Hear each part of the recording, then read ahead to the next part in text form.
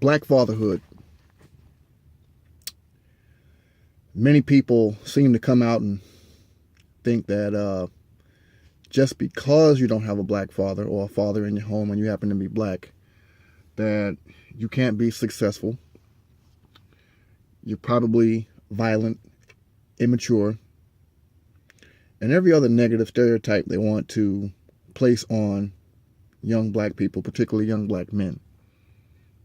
Okay.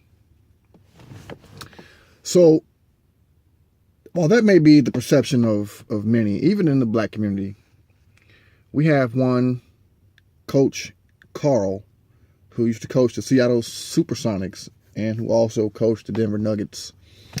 And while coaching the Denver Nuggets, he coached one Carmelo Anthony.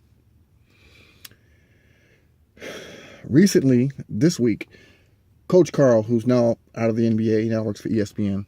Good on him, he's got a job. He comes out and he drops a book. And one of the passages he releases from his book to help sell books so he can make money is he said that Carmelo Anthony, basically had two problems. One, he was a young rich guy who didn't have a father. Well, I guess that's two. He was young and rich and didn't have a father, which I guess meant he was immature and didn't know how to handle his money and how to handle his professional life. Let's assume that's true. Let's assume Carmelo Anthony did not know how to manage his life, his money, and his professional career. Let's give Coach Karl that. You got it, Coach. You got it. Now, you're a head coach. I assume you coached all kinds of people. People with two-parent homes, people with single-parent homes, all kinds of people. I assume that you did that. And I think you even played in the NBA years ago. So you kind of know how all this works. So as a head coach, you see a young Carmelo Anthony coming into your organization, or you take over as coach, and you guys are paired together. If you noticed at that time that this man had a problem with being a professional, why wasn't it incumbent upon you, coach, to help mentor young Carmelo Anthony, who only had 1 year in college, who we don't hear Coach Boeheim from Syracuse saying that Carmelo didn't have a father and didn't know how to act? Okay, maybe he didn't have any money. I'll give you that.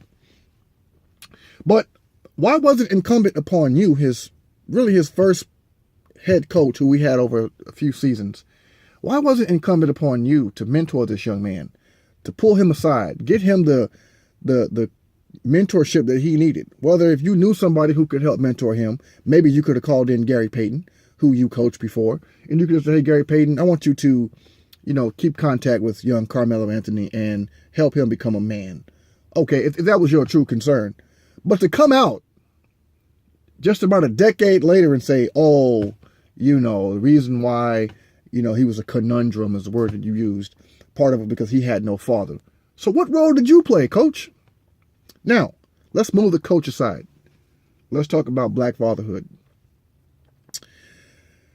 There are stats that say 72% of all African-American children born today are born to a single mom.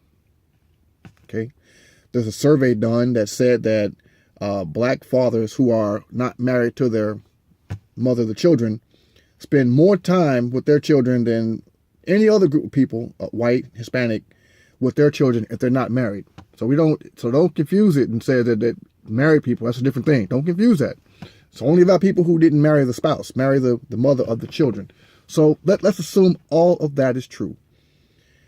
If you are a young black male, 15, 16, 17, 25, okay, let me give you some advice that my stepdad gave to me. Now, I have two dads. I have a biological father who was in my life, and I have my stepdad who I live with my mother. Okay, both of my parents remarried. It's no problem. Okay, but here's some of the best advice my stepdad gave to me. He said, before you lay down with a woman, ask yourself, are you willing to marry this person? Are you willing to wake up every morning to that person? I can honestly say that for the most part, I've lived by that advice. Consequently, I've been married now over 17 years. I have 2 children by the same woman. And we met in college. All right. So My advice to you young men, to avoid being in a situation like Carmelo Anthony is in today, which, by the way, it's not his fault. He didn't do anything. Mind you, he didn't do anything. We have a coach that basically just besmirched him to sell books. But to you young black men, you have to understand, to avoid your children having to go through things like what Carmelo Anthony is going through, you have to be responsible. You have to consider, if I want to be with this person or have a sexual relationship with this person, I need to make sure that this is the person I want to be with. Having this loose, casual sex stuff, you got to be careful. Protect your DNA, okay, like it's a sensitive item, like it's a nuclear weapon. You don't want it to go off. You don't want that to happen. Protect your DNA. That way, when you have children, you are able to leave behind a legacy where your children are proud to say, yeah, that's my dad. My dad was there for me. And you don't have the Coach Karls of the world coming out talking about how your children are irresponsible because they didn't have you, the father, in their life. All right, take this message, pass it on. Just be careful with your DNA. All right.